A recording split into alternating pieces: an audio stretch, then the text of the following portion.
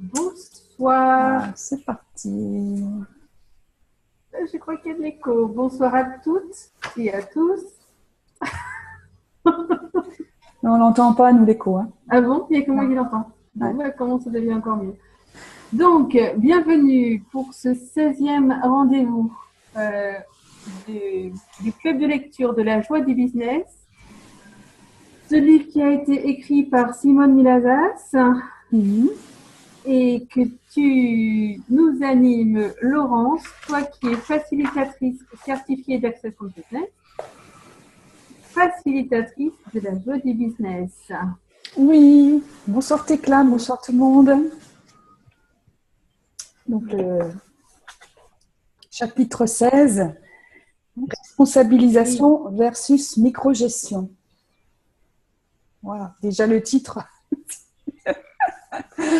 Déjà le titre, on ne sait pas trop à quoi s'attendre, mais bon, voilà, on va découvrir ça ensemble.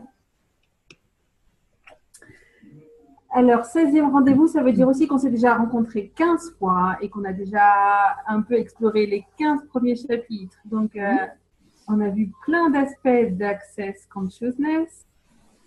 Comment être dans la question et continuer à rester et à poser des questions. Si vous avez déjà écouté de nos webinaires, vous avez sans doute entendu parler de la formule de déblayage qui va peut-être sortir ce soir. Est-ce que tu veux nous dire deux mots, Laurent, sur la formule de déblayage? Oui, donc c'est la baguette magique d'Access. Ce sont des mots en anglais qui vont permettre d'évacuer toute la charge, toute la pression qu'il peut y avoir au niveau des pensées, sentiments, émotions qu'on peut ressentir quand on va poser une question. Donc, faire ressortir toutes ces pensées, sentiments, émotions, mémoires. Et en disant la formule de déblayage, on va pouvoir déblayer tout ça, c'est-à-dire dissiper la charge émotionnelle qu'il y a autour de la question qui a été posée. Et donc, ces mots en anglais, en fait, mis bout à bout, ne veulent rien dire. Chaque mot veut dire quelque chose. Mais dans la formule elle-même, c'est juste l'énergie des mots qui permet de faire ce déblayage. Et si vous voulez plus d'informations, donc vous allez sur le site www.theclearingstatement.com où vous aurez le docteur Dane Heer, donc le cofondateur d'Access Consciousness, qui explique dans une vidéo sous-titrée en français et dans plein d'autres langues ce qu'est cette formule de déblayage. Pardon. Donc, il se peut que dans la soirée, on soit amené à dire cette formule en fonction des discussions, voilà, de la tournure que va prendre la conversation autour de ce chapitre numéro 16 du livre de la joie du business, donc de Simone Milazas, donc qui fait partie de l'équipe internationale de la joie du business, de Access Consciousness, et qui est la fondatrice de la joie du business. Voilà. Voilà. Et donc, surtout, si jamais pendant cette heure que nous passons ensemble, il y a des choses qui remontent pour vous, que ce soit une question ou bien un inconfort, voilà, n'hésitez pas à nous parler dans le chat ou bien à activer votre micro pour prendre la parole. Vous êtes les bienvenus, ce club, il est pour vous, il marche avec vos questions. Et comment ça devient encore mieux que ça? Voilà. C'est un des outils d'Access, de poser cette question. Voilà, qu'il nous arrive des choses joyeuses ou qu'il nous arrive des galères. Comment ça devient encore mieux que ça? On demande à l'univers d'avoir encore plus. Voilà. Donc ce chapitre 16. Oui, il fait suite aux deux chapitres précédents qui s'intéressaient aux personnes qu'on pouvait embaucher dans notre activité. Donc sur le chapitre 14, on avait vu les différents types de personnes qu'on pouvait avoir dans son équipe, les connecteurs, les moteurs, les créateurs. Et dans la dernière fois, le chapitre 15, c'était comment faire pour recruter des personnes dans son équipe. Donc avec différentes questions à leur poser. Et donc, par rapport à ce chapitre précédent, si vous avez des questions, des remarques, des choses que vous avez mis en pratique, n'hésitez pas à nous en faire part. Alors, soit de vive voix, soit dans le chat. Et puis, on sera à plaisir d'y répondre. Et puis donc la suite, c'est une fois qu'on a recruté les personnes, donc dans le chapitre 16, responsabilisation versus microgestion, c'est comment manager ces personnes, alors dans la joie du business, c'est-à-dire c'est du management, mais c'est pas le management classique tel qu'on le connaît, c'est avec d'autres outils qu'on va regarder ensemble pendant ce call. Donc, je propose de lire le début et puis on verra après suivant les commentaires ou les questions qui pourront se présenter. Voilà, c'est une façon de voir les choses différemment, hein, comme toujours dans Access. Une façon à laquelle on ne s'attend pas du tout, en fait. Voilà. Et ce qui est bien dans ce livre, c'est qu'il y a beaucoup d'exemples concrets, donc de situations vécues soit par Simone Milasas elle-même, soit par ses amis, sa famille, Gary Douglas d'Access Consciousness. Enfin, voilà, elle a des exemples très, très concrets qui permettent de se rendre compte comment nous, on pourrait mettre en application aussi tous les outils qu'elle donne et tous les conseils qu'elle donne dans son livre. Donc, je vais lire le début du chapitre. Donc, les gens avec lesquels je parle sont souvent préoccupés par l'embauche de personnel. Ils s'inquiètent. Vais-je trouver des gens compétents? Vais-je devoir leur expliquer le moindre détail? Ne vont-ils faire que la moitié du travail et je devrais repasser derrière? Si c'est le cas, je vais finir par travailler 2 fois plus. Comment puis-je contrôler les choses pour m'assurer que tout se déroule bien? Donc ça, c'est des questions que tout manager ou que tout recruteur ou chef d'entreprise va se poser certainement pour être sûr de recruter les bonnes personnes et de pouvoir faire avancer son entreprise, faire développer pour avoir plus de profits, plus de clients, etc. Voilà. Et moins de travail pour lui. Voilà. C'est pas le même travail. Oui, c'est ça, c'est trouver des gens qui travaillent avec lui ou pour lui, ou avec lui pour faire développer l'affaire et aller tous dans le même sens. Bien ça, le truc. Ouais. Les employés qui tirent d'un côté et puis le patron qui tire de l'autre, là, ça va pas le faire longtemps. Hein. Voilà. Et déjà, il nous invitait la semaine dernière à embaucher quelqu'un de plus compétent que nous. Oui, qui va faire les choses mieux que nous et puis avec plus de facilité. Donc, ça permet de dégager du temps pour faire autre chose, pour faire ce qu'on aime.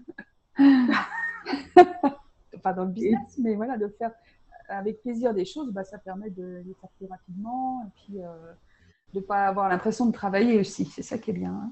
Quand c'est une passion, on va être plus enclin à faire des choses, en fait, hein, quand ça nous plaît. Voilà, quand il n'y a pas de contraintes. Voilà. Donc, après avoir posé toutes ces questions, donc Simone répond donc à ces personnes qui se posent des questions. N'essaye pas de contrôler les choses. Tu dois être prêt à être le leader de ton affaire et le leader de ta vie. Les leaders sont des gens qui savent où ils vont et où ils vont ils y vont coûte que coûte. Être le leader de ta société ne veut pas forcément dire être le grand patron et tout contrôler. Cela pourrait signifier inviter les gens avec lesquels tu travailles à apporter leur contribution. Cela signifierait s'attendre à ce qu'ils fassent des choix par eux-mêmes. La microgestion, donc moi je ne savais pas trop ce que c'était, mais bon voilà. La microgestion indique qu'en tant que leader en affaires, tu diminues ta conscience et tu te concentres sur la pensée que les choses doivent avoir une certaine apparence. Le problème avec cela, c'est que les pensées ne vont jamais développer une affaire, elles vont la diminuer, ce qui est la partie micro de la microgestion. Lorsque tu microgères, tu vas dans tes pensées et tes attentes et tu laisses les possibilités derrière. Tu tiens les rênes de tes employés très serrés, tu as tendance à être sur leur dos, à les surveiller et à leur dire les choses. Et évidemment, c'est pas ça qui va être préconisé, parce qu'en fait, ça va plutôt bloquer les choses que de les faire s'expanser. Hein. Voilà. Je pense qu'on comprend bien ce truc-là. Et alors, c'est marrant parce que là, on parle de leader, on parle de faire en sorte que Voilà. Et comme on fait le book club en même temps de Sois toi, change le monde, hein, c'est le mercredi. Et le prochain chapitre va être Veux-tu être le leader de ta vie? Veux-tu être un leader? Et donc, il y a une coïncidence avec la joie du business où on parle aussi voilà, d'être le leader de sa vie, le leader de son entreprise, le leader de ses choix. Oui. Quoi.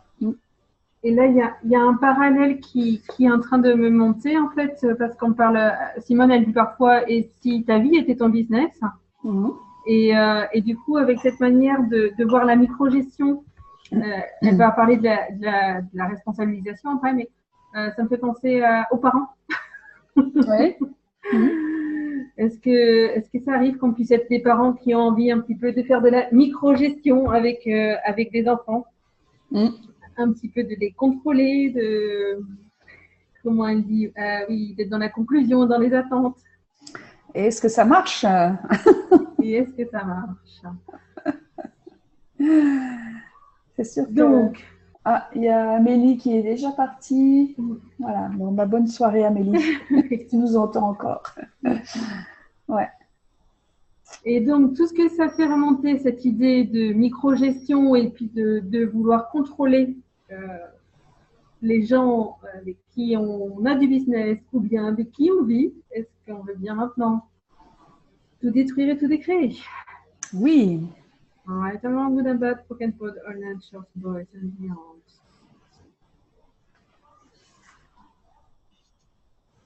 Est-ce que vous avez des remarques, commentaires sur cette partie-là déjà?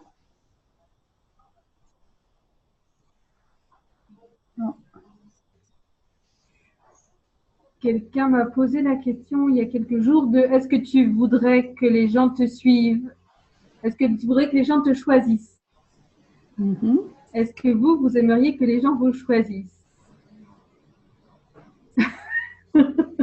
Et a priori, quand on voudrait que les gens nous choisissent, c'est qu'on n'est pas encore tout à fait prêt à être le leader de notre vie.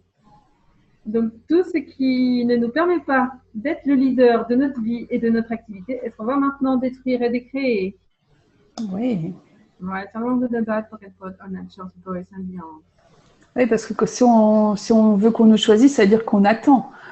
On n'est pas on n'est pas dans l'initiative, on est dans l'attente que quelqu'un vienne vers nous. Voilà. Donc j'ai dit un grand oui, oui, oui, je veux que les gens me choisissent. Et quoi d'autre est possible? Comme voilà, on est autour de la piste de danse, on est assise et on attend qu'on vienne nous inviter à danser. Cendrillon. Voilà.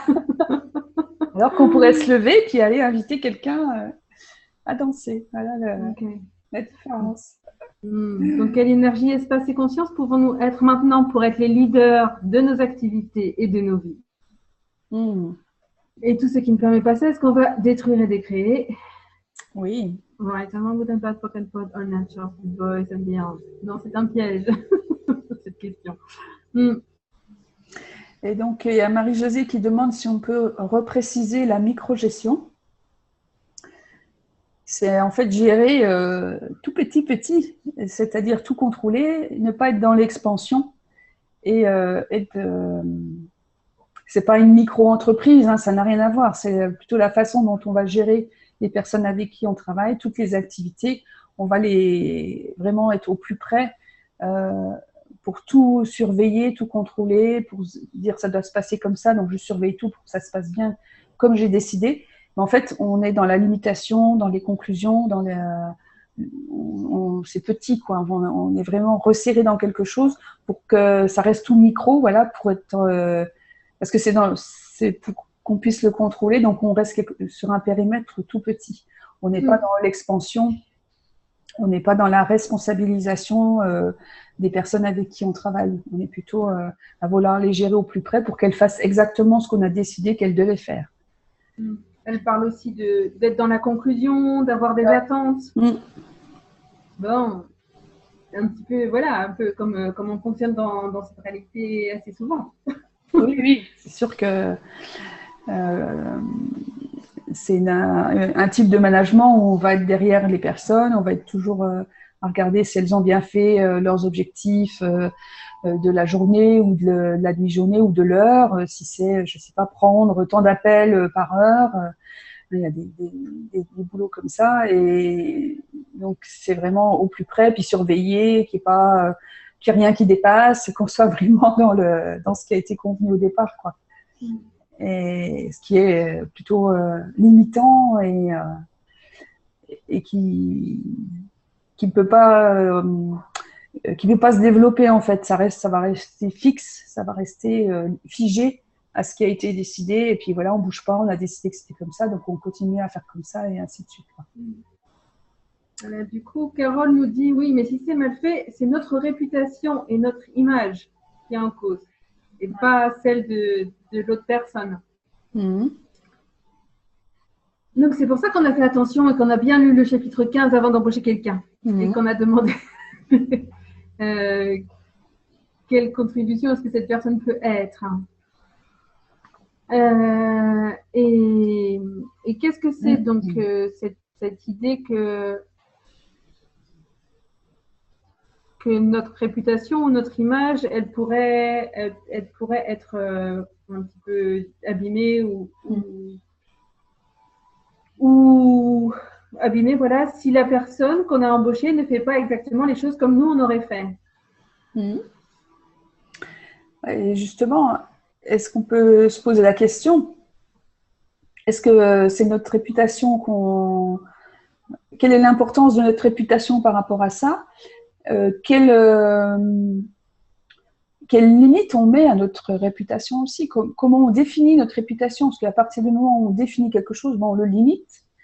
Et est-ce que c'est pas juste un point de vue intéressant, cette réputation qu'on pense avoir vis-à-vis des autres, vis-à-vis de notre entourage, de nos concurrents, etc., dans notre business? Est-ce que c'est pas juste un point de vue intéressant? Est-ce que tu veux dire qu'on pourrait être prêt à recevoir tous les jugements? Oui, et puis aussi le fait de se dire qu'une personne peut faire les choses d'une manière différente que nous, de celle que nous on l'aurait fait. Et est-ce que c'est pour autant moins bien fait? Est-ce qu'on est prêt à regarder ça aussi, plutôt que de dire ça doit être fait comme moi je le fais? Est-ce qu'il ne faut pas élargir les choses, élargir les possibilités et regarder que le résultat, ce qu'on a demandé soit fait, peut-être pas de la même façon qu'on l'aurait fait, mais le résultat est là. Et c'est cette latitude qu'on peut laisser aussi aux différentes personnes dans leur manière d'agir. Et tout ce que ça amène en vous, comme pensée, sentiment, émotion, limitation, voulez-vous bien détruire et décréer tout ça? Oui. Right and wrong, good and bad, poke and pod online, shorts, boys and beyonds.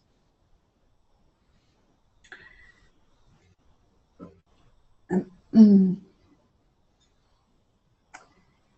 lis le commentaire. Ouais.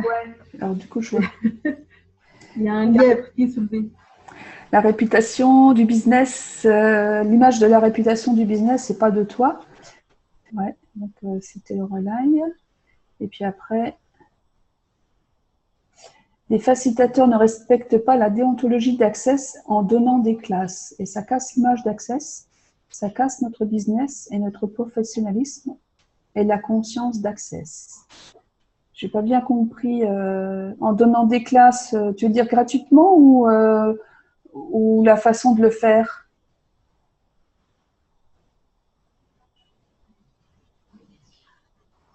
Dans la façon de le faire? Donc, ouais. Quelle énergie, espace et conscience est-ce qu'on peut être pour être point de vue intéressant? Que j'ai ce point de vue intéressant quand on voit quelqu'un qui, selon nous, ne respecte pas forcément les règles, les règles du jeu. Et quelle énergie, espace et conscience est-ce qu'on peut être pour rester dans la question aussi, dans une situation comme celle-là?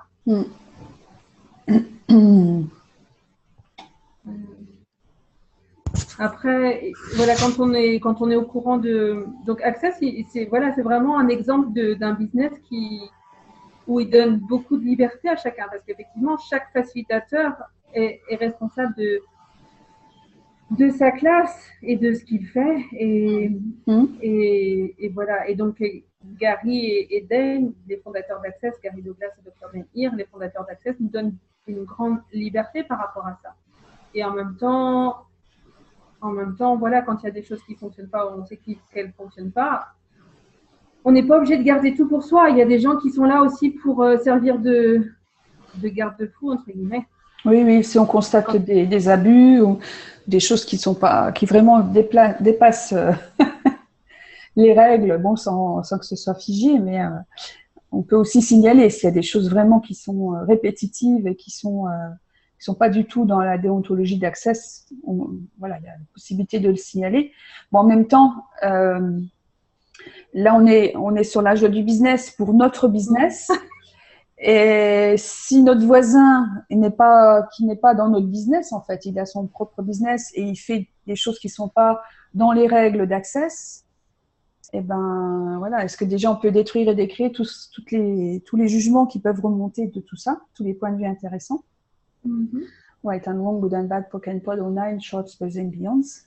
Et puis voir si c'est pas aussi une contribution qu'une personne bâcle, par exemple, des classes, des ateliers. Est-ce que à un moment donné, les stagiaires qui suivaient une formation, enfin une classe avec ces personnes-là se rendent compte que finalement c'est pas la super qualité et que finalement ça pourrait tourner à notre avantage puisqu'elles vont peut-être venir dans nos classes à nous puisqu'on a plus de professionnalisme, plus de régularité, plus de respect des clients ou des choses comme ça aussi. Donc ça peut tourner à notre avantage aussi, mais c'est pas quelqu'un qu'on a embauché en fait. C'est quelqu'un qui travaille mal entre guillemets à sa façon. Et ça nous empêche pas de développer notre business à nous. Et au contraire, ça peut peut-être à un moment donné être une contribution parce que ça va attirer des clients déçus ou voilà, par exemple. Ça peut être une possibilité qui peut se présenter, voilà, de récupérer des gens parce que nous on travaille différemment et puis Poképod, tout ce que ça peut faire remonter. Mais bon, oui. mais bon, si vraiment il y a des abus, il faut le signaler. Il y a déjà eu des cas et si vraiment c'est quelque chose de grave, donc il y a des rappels à l'ordre. Il y a des personnes aux États-Unis qui font ça entre autres choses et ça peut aller jusqu'à la radiation d'Access si vraiment c'est quelque chose de grave, d'important. C'est pas des cas très courants, mais c'est arrivé que Gary Douglas donc renvoie, si on peut dire, interdise à des personnes d'utiliser les outils d'Access parce que ils respectaient pas différentes choses qu'il y a à respecter. C'est vrai qu'on est invité à honorer vraiment Access Consciousness et Gary Douglas et Dr. Dane Ear. Voilà. Et honorer le cadeau qu'ils nous font en nous offrant cette possibilité d'être praticien en une journée, facilitateur en 3 jours. Voilà. Et le cas, là, 3 facilitatrices en même temps, le même jour pour donner la certification, ça c'est quelque chose qu'il faut carrément signaler parce qu'il n'y a pas les personnes doivent faire 3 jours avec 3 personnes différentes, c'est pas 3 personnes le même jour, ça c'est clair. Non, c'est pas de la microgestion parce que là c'est du, enfin, on va pas rentrer dans le jugement, mais en même temps, c'est un non-respect de ce qui est de l'engagement qu'on a quand on signe notre contrat de facilitateur de bar. On s'engage à faire des journées qui font au moins tant d'heures, à montrer un DVD, à faire un échange, 2 allers-retours dans la journée. On donne et on reçoit 2 fois. Il y a des engagements quand même, et avec un facilitateur. Et puis quelqu'un qui veut devenir facilitateur de bar, il le fait 3 fois avec 3 personnes différentes. Donc s'il y a des cas comme ça, il faut le signaler. Alors pour revenir à notre sujet de ce soir, c'est pas de la microgestion. La microgestion, c'est quand ce sont des personnes qui travaillent pour nous, pour notre business. Là, dans le cas qui est expliqué, c'est plus un concurrent entre guillemets ou un collègue ou qui travaille pas qui respecte pas son contrat, on pourrait dire. Voilà. Donc, c'est pas de la microgestion. La microgestion, ça va être j'ai les personnes qui travaillent pour moi, j'ai mon équipe et je suis tellement dans le contrôle que je vais surveiller au plus près chaque tâche qui sont en train d'accomplir pour vérifier que ce soit bien le résultat que j'attends et que je leur ai demandé d'atteindre. C'est plus ça la microgestion.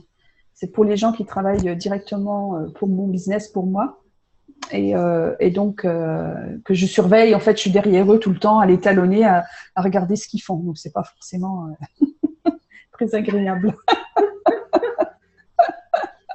Et tout ce que ça fait remonter, cette idée d'avoir quelqu'un derrière nous qui surveille si on a bien fait ceci ou bien fait cela, ou d'être derrière le dos de quelqu'un pour vérifier que la personne a fait exactement ce qu'on attendait comme on attendait. Est-ce qu'on veut bien tout détruire et tout décréer? Est-ce que vous voulez bien tout détruire et décréer? Right now, the best can put on a chance person and beyond. Alors, juste pour finir, qu'il n'y a pas de réponse au signalement. Donc, pour moi, la personne, c'est Pam. Pam@accessconsciousness.com. Je ne sais pas si c'est vers elle que vous allez faire remonter les informations.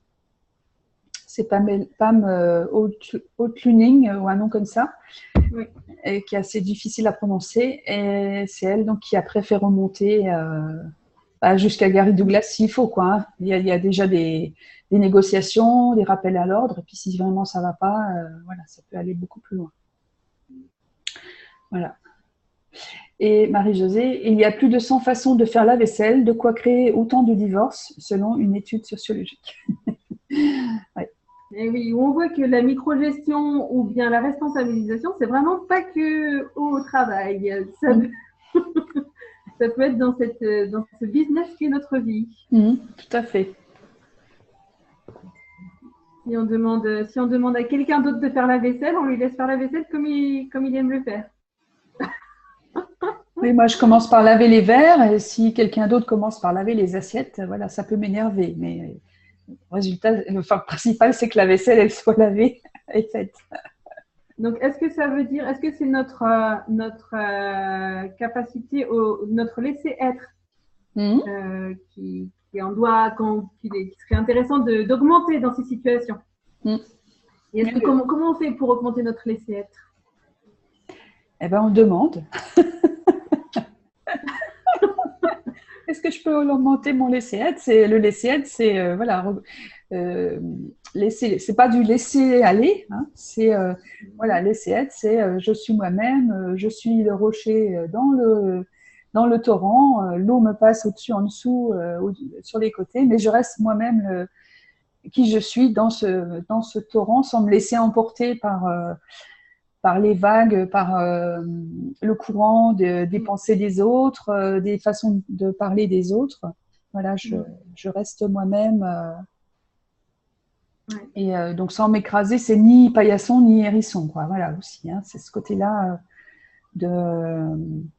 les autres peuvent penser ce qu'ils veulent, mais moi, j'ai aussi mes propres façons de voir, quoi. Ouais. Et quelqu'un qui disait qu'il n'y a pas très longtemps qu'elle se sentait agacée par les gens, par plein de gens, en fait.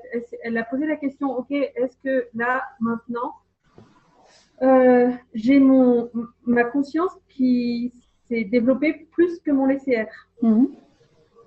Et donc, quand on sent qu'on a des moments comme ça où peut-être qu'on a plus de mal à supporter les autres ou d'autres manières de faire, eh bien, oui, on peut se poser la question, ok, est-ce que je pourrais expanser mon laisser-être? Est-ce que le laisser s'expanser au moins autant que la conscience? Oui, parce qu'on se rend compte tellement de choses, on se rend compte tellement de choses, pardon, qu'à un moment donné, ça peut nous énerver, devenir difficile parce qu'on est trop conscient, en fait. Et c'est là qu'on demande, est-ce que ma conscience n'a pas dépassé mon niveau de laisser être? C'est souvent le cas. Et de s'en rendre compte, de dire, qu'est-ce qu'il faudrait pour que j'augmente mon niveau de laisser être, puisque mon niveau de conscience a beaucoup augmenté. Donc, j'augmente aussi mon niveau de laisser être pour pouvoir être dans une situation moins inconfortable aussi. Parce que c'est vrai que se rendre compte de tout, c'est... ça peut prendre la tête. Voilà, donc le laisser être, c'est important aussi. Ouais. Carole nous suggère de baisser les barrières. Mhm. Et puis Lorelai demande où est-ce que, voilà, voilà, et partout où nous micro-gérons, nous et nos vies. Mhm. Est-ce qu'on serait d'accord aussi, voilà, de décrire et d'écrire ça, et puis de passer à la responsabilisation? Ouais, parce que c'est sûr que on peut, on peut être amené à se micro-gérer en disant je fais que ci, que ci, que ça, mais on reste vraiment dans des limitations importantes. Et voilà, qu'est-ce qu'il faudrait pour que on sorte de tout ça et qu'on respire.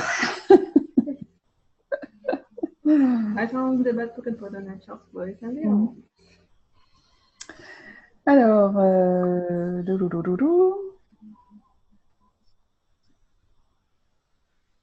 donc, oui, dans la suite du chapitre, c'est d'autres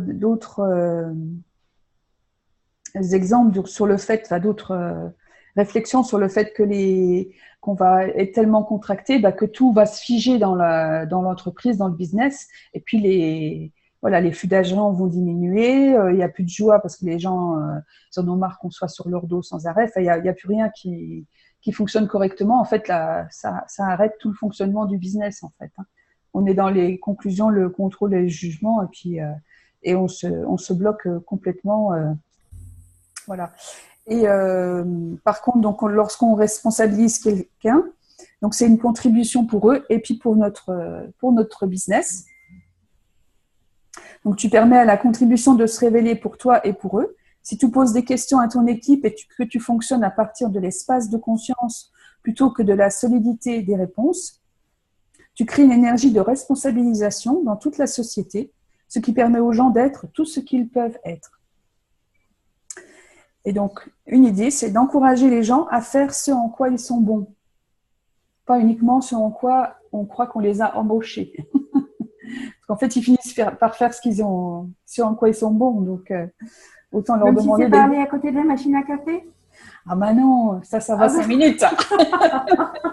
Là, je vais micro-gérer. Là, non, c'est pas possible.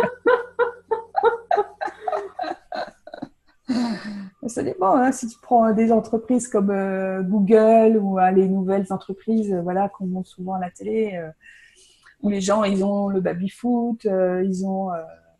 je sais pas, des tables de ping-pong ou je sais pas quoi, où ils peuvent aller pendant leur pause un peu jouer, s'amuser et en même temps ils travaillent parce qu'ils vont se détendre et avoir d'autres idées, ça va améliorer leur créativité par exemple, d'avoir pu un peu avoir une bouffée d'air, une bouffée d'oxygène, à faire autre chose, une détente et après ça repart mieux donc savoir poser ça aussi. Qui gère la sieste aussi je crois.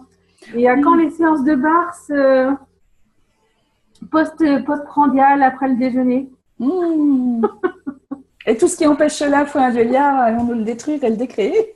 Oui. Right, and one good and bad, poke and pod all nine, shorts, boys and beyonds. Ouais, séance de bar pour tout le monde. Ouais. C'est vrai que dans les entreprises, il y a aussi beaucoup de réflexions comme ça pour à la fois améliorer le bien-être des employés, mais en même temps améliorer leur productivité parce qu'ils vont être mieux au travail et donc ils vont être plus enclins à bien travailler et donc au final l'entreprise elle s'y retrouve aussi quoi. Oui. C'est ce que dit Lorelai en fait. Elle dit est-ce que si les gens ils s'amusent bien au travail, s'ils font ce qu'ils aiment, est-ce qu'ils auront envie de passer du temps à la machine à café? Pas forcément, effectivement. Oui, c'est tout un ensemble de choses en fait. Et c'est bien d'en avoir une de machine à café aussi, puisque ça favorise aussi les échanges, les potins, la circulation des potins aussi. de rester dans le coup, de savoir les dernières choses qu'il faut savoir. Enfin voilà, c'est important aussi. Le côté convivialité des choses, il ne faut pas le mettre de côté non plus. Donc, si vous embauchez Laurence, et surtout, ne supprimez pas trop vite la machine à café. Non. Surtout que j'en bois pas du café, donc c'est bon. Je bois du thé dans les machines à café, il n'y a jamais du bon thé. Alors, enfin, bref, Poképod et Poképod. Voilà, donc encourage les membres de ton équipe à faire ce en quoi ils sont bons. Les gens aiment créer leur propre travail. Lorsque les gens font ce qu'ils aiment, le travail devient une invitation. Cela devient joyeux et cela développe ton affaire. Chaque personne a une perspective différente. Si j'avais une salle remplie de gens et que je demandais à chacun d'effectuer une tâche particulière, chacun la ferait différemment. C'est à cela que ressemble l'expansion. Cela signifie que chacun va avoir des idées à propos de comment les choses doivent être faites, des idées auxquelles tu n'as peut-être jamais pensé. Et si tu recevais la différence que chacun est? Du coup, ça invite vraiment à être sans jugement en tant que, je sais pas, elle parle de directeur là ou de président ou d'employeur en tout cas. Pardon. Quand je me mets.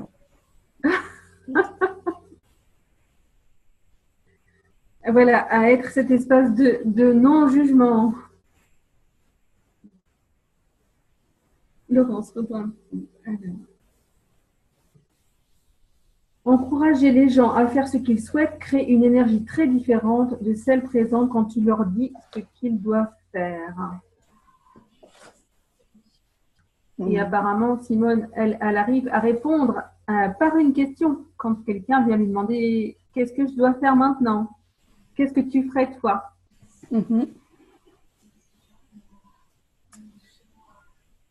Et donc, le fait de poser cette question te permet de recevoir leur perspective parce qu'ils vont peut-être avoir une idée différente de ce à quoi nous, on pensait. Et c'est ça qui élargit, en fait. Mais il faut être prêt aussi à poser cette question pour ne plus être dans le contrôle. À poser la question et puis à entendre la réponse, parce que la réponse, elle ne sera pas comme on pourrait s'y attendre. Oui, parce que chacun a sa propre perspective, donc ça peut être une réponse où on va se dire oh, on va être un peu étonné, ou alors ça va être ah bah oui tiens j'y avais pas pensé. Donc c'est un risque entre guillemets, enfin mesuré, mais qu'on prend et qui peut justement amener chacun à donner le meilleur de lui-même en fait.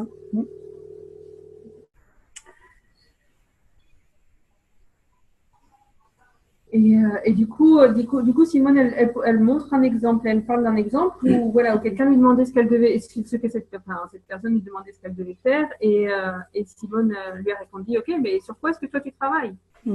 Et qu'est-ce que tu as envie de faire? Et puis donc la personne a répondu, voilà, moi j'aimerais travailler là-dessus parce que là. Et puis elle a dit, ok. Et puis, en fait, cette personne était très, très reconnaissante qu'elle lui ait laissé choisir ses priorités. Oui, parce que les priorités, les personnes ne vont pas non plus...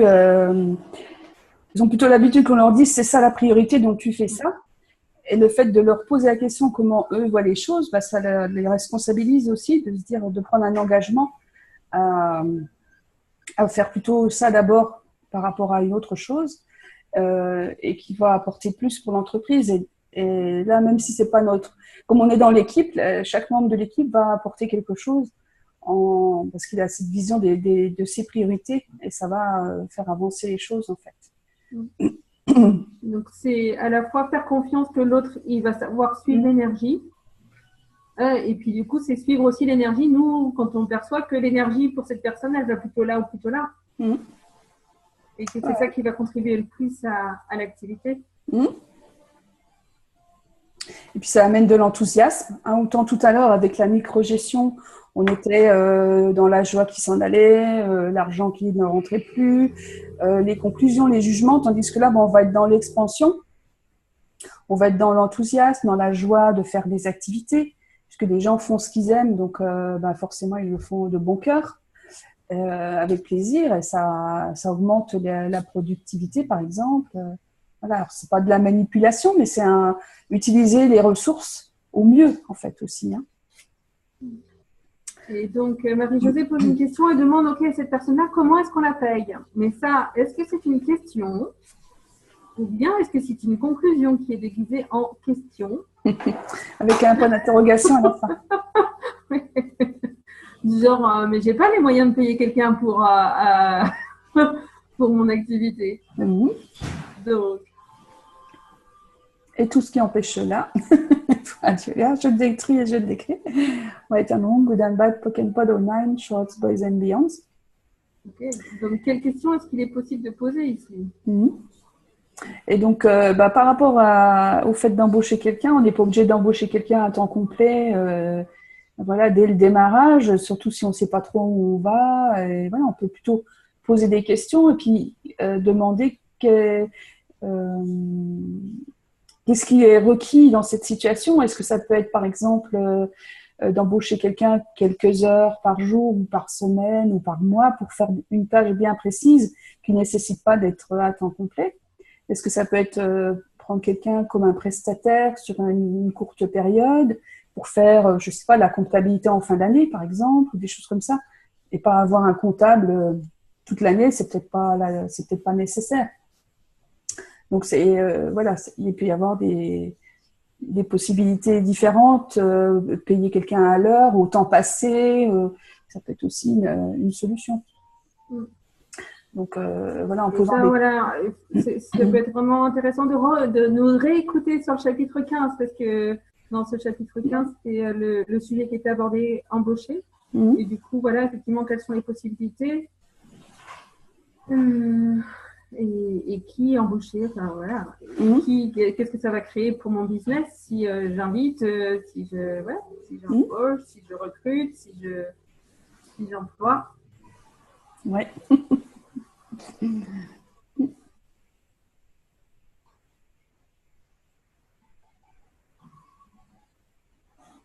Quelles sont les possibilités pour qu'elle me trouve?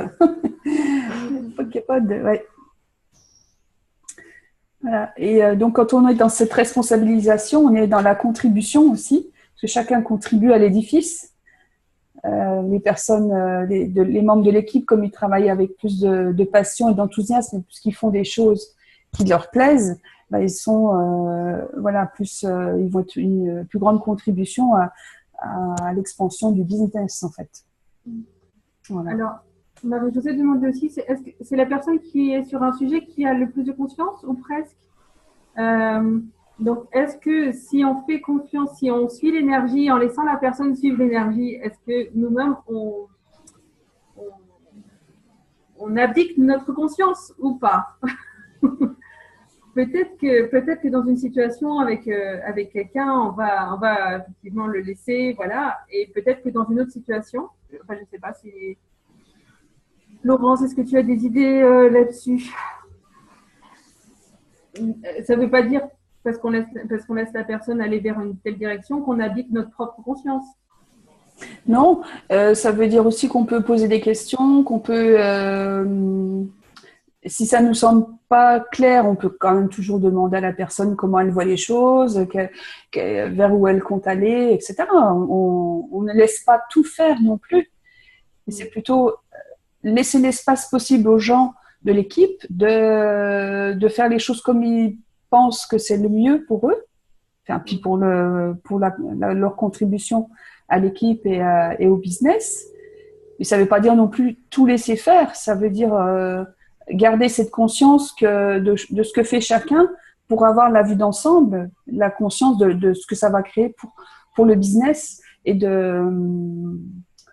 mais sans être dans le contrôle continu. C'est plus en suivant l'énergie qu'on va se rendre compte si ça évolue, enfin si ça s'expanse plutôt que si ça se contracte.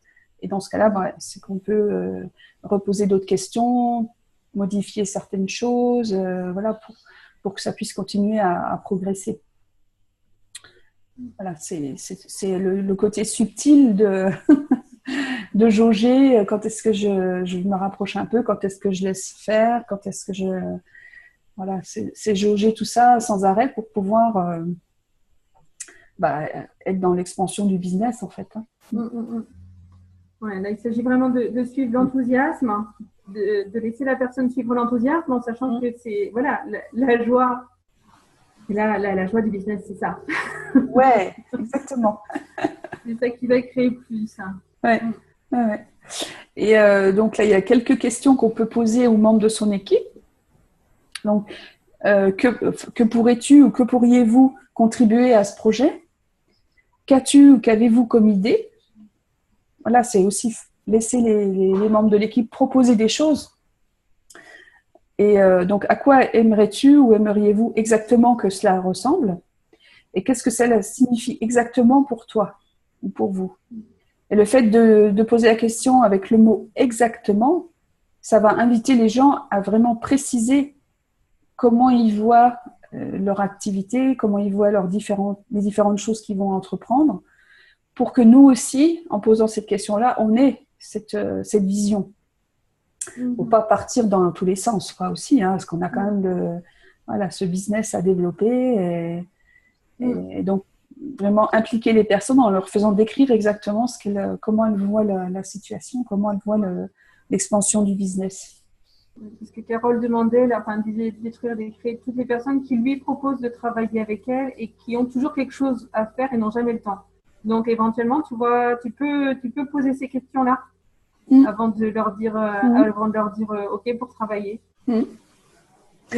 Ou alors, est-ce que les choses que tu leur demandes de faire, c'est exactement ce qu'elles ont envie de faire? Et que le prétexte après, c'est de dire, bah non, j'ai pas eu le temps, parce que est-ce que c'est vraiment ça qu'elles ont envie de faire?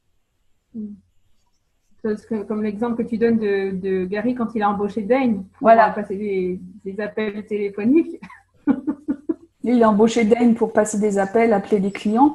Et en fait, Dane, il a passé un seul appel et il n'a jamais appelé de client. Mais regarde ce que ça a créé! Des résultats quand même. Donc, voilà. Est-ce que c'est dans la même situation? Et c'est là que, parce que quand on demande à quelqu'un, est-ce que tu veux travailler pour moi? Il va dire, bah oui, je cherche de l'activité, machin. Est-ce que tu veux bien faire ça? Il va dire, bah oui. Et alors, donc on l'embauche, et puis une fois que la personne elle est embauchée, elle ne fait pas ce qu'on attendait, ce qu'elle voulait, c'était être embauchée, c'était pas faire ce qu'on lui demandait. Et donc, l'idée, c'est de retourner la situation, c'est de demander aux gens ce qu'ils aiment bien faire. Et qui décrivent, quand on dit « je recherche tel type de poste », c'est que leur faire décrire comment ils voient quelles activités il y a sur ce poste, pour se rendre compte si c'est vraiment bien ça qu'ils vont faire par rapport à ce que nous, on attend, la vision qu'on a du poste. Et est-ce qu'il n'y a pas un décalage après sur le fait que les gens, on croit qu'ils vont faire ça, mais ce n'est pas ça qu'ils avaient envie de faire, donc ils ne le font pas, ils trouvent tous les prétextes comme « j'ai pas eu le temps, j'avais plein de choses à faire », plein d'autres choses de mieux à faire. Donc, est-ce que c'est pas ça le souci, en fait? Les gens cherchent de l'activité, mais si c'est pas l'activité exacte qu'ils recherchent, ça se fait pas, quoi. Ou ça se fait mal. Et donc, tout ce que ça amène en vous, de recruter quelqu'un, d'arriver à lui faire faire exactement ce que vous voulez, et non pas ce que lui veut, et comment faire pour manager ça, pour gérer ça. Tout ce que ça fait, tout ce qui est, est-ce que vous voulez bien détruire et décrire tout ça en totalité? Oui. White and Room, Good and Bad, Pokémon Pod Online, Shorts, Boys and Beyonds.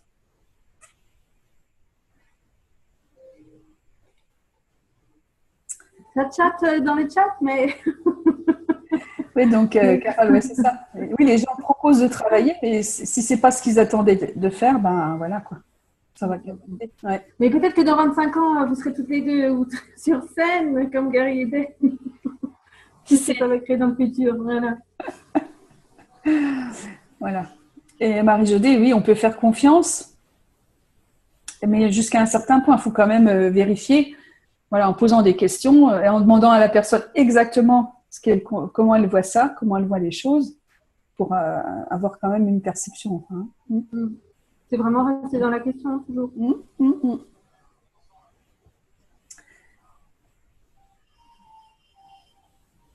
Et donc, Carole qui continue. Voilà, Poképod et Poképod. Alors, moi, j'avais lu le livre, je l'ai déjà lu une fois ou deux, mais je n'avais pas bien noté utilise le mot exactement dans ta question. Donc, merci Laurence de l'avoir souligné là à nouveau pour que je l'entende dans cette fois. Ouais. Donc, on pourrait croire qu'on est qu'on laisse faire les choses, qu'on laisse faire les gens ce qu'ils ont envie de faire, que tout le monde est dans la joie, la bonne humeur, et puis et on a quand même nous notre objectif, c'est de développer notre business et de prendre des gens avec nous qui aide, qui contribue à expanser notre business. Donc, tout le truc, c'est de savoir exactement ce qu'ils ont envie de faire. Est-ce que ça va coïncider avec ce que nous, on voit pour le développement de notre business?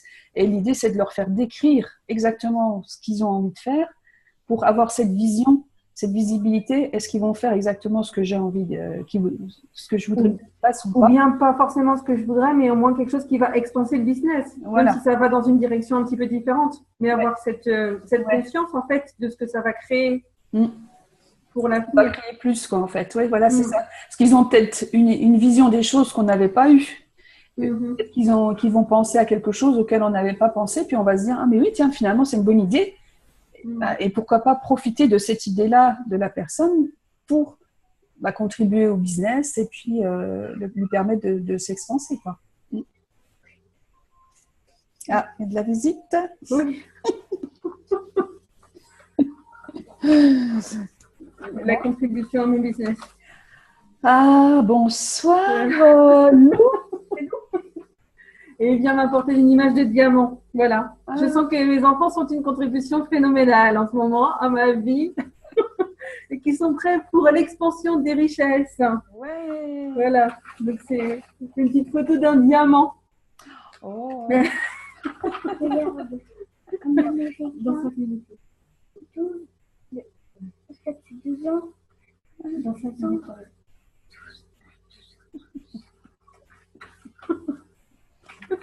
Bon, dès que j'ai fini avec vous, j'ai un peu de lecture. Eh oui. Voilà, donc Et puis je vais aller faire de la microgestion aussi parce qu'il est tard quand même. La microgestion des enfants, ouais.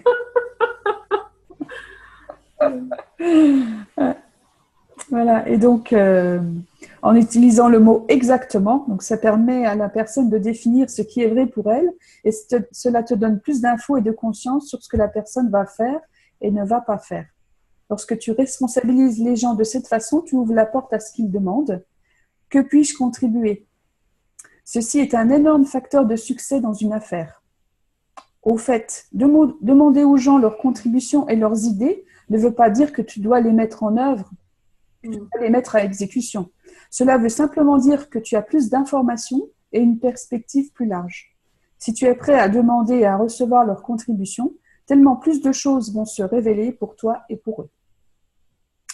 Voilà, donc on reste quand même... Et tout ce qui ne permet pas ça, allez-vous détruire et les créer. Oui.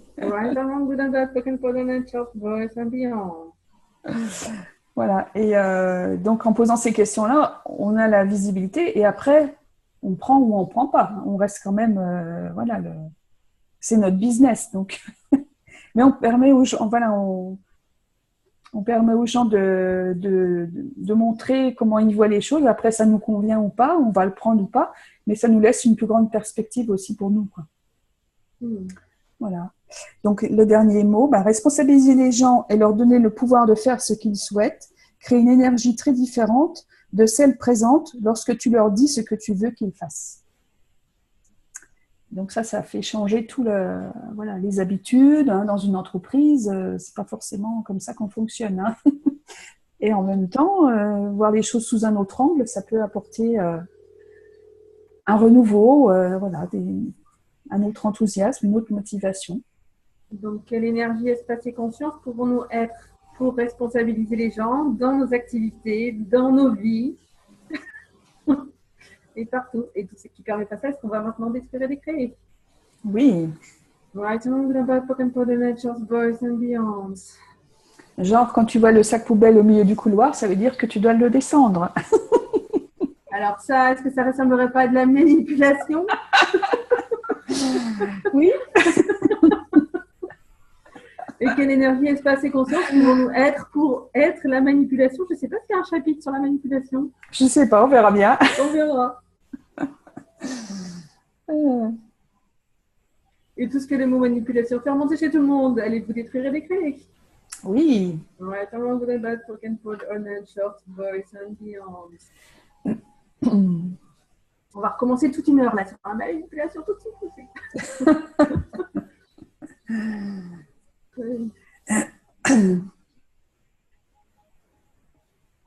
Alors, est-ce qu'il y a d'autres commentaires? pas que écrit, hein, vous pouvez parler aussi en mettant en bas à gauche votre micro, en activant votre micro.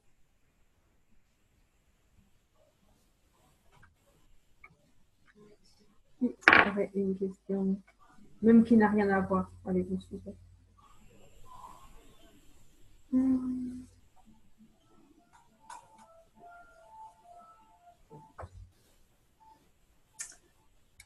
Chapitre 22, manipulation avec l'énergie. Dans quelques semaines. Ouais. Ah oui, parce qu'on a 24 chapitres, hein, donc on a déjà bien avancé, mais il nous en reste encore des très intéressants, certainement. Enfin, ils sont tous très intéressants à leur façon. Hein. Donc, ah oui, avec l'énergie. Nous apprendrons à manipuler avec l'énergie. Voilà. Et toi, tu seras prête à la fin de ce club de lecture pour l'expansion de ton business. Oui. Encore plus, encore plus. Oui, c'est vrai. Et tout ce qui empêche la foi de dire, je le détruis et je le décris. Ouais, c'est un bon coup de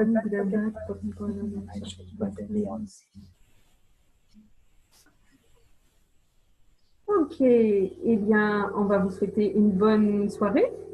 Ouais, donc la semaine prochaine, on va regarder accord et engagement. Ah, les Deal and Deliver dont on entend beaucoup parler chez Access. Ouais, donc ce sera très intéressant aussi sur la façon de négocier, de comment on fait faire les choses, comment l'engagement qu'on a nous permet de faire avancer le schmilblick ou pas.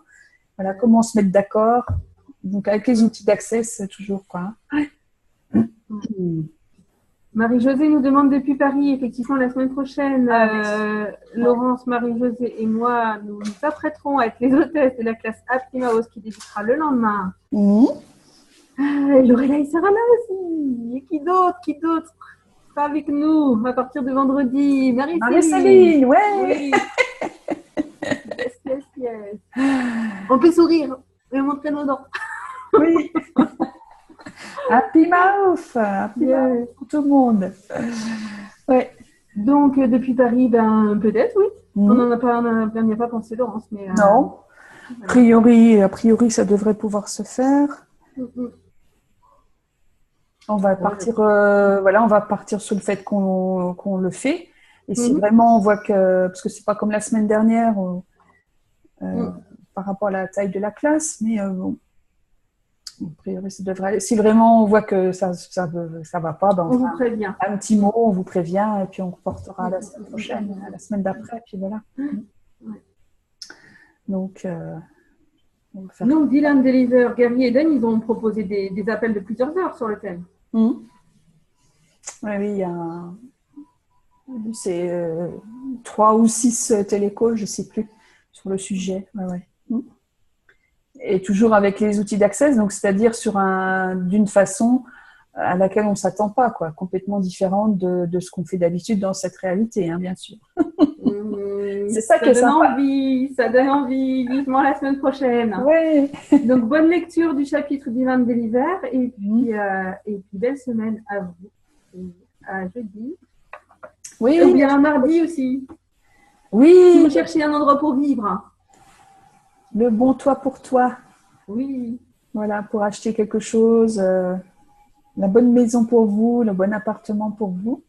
Voilà, on a un télécall, on va bien s'amuser avec Tecla, à vous aider avec des outils à trouver le bon toit pour vous. Et voilà. Ouais, c'est mardi prochain. Ça devient encore mieux que ça. Bonne soirée. Bonne soirée à vous. Bonsoir. À bientôt. Ciao. J'arrête l'enregistrement.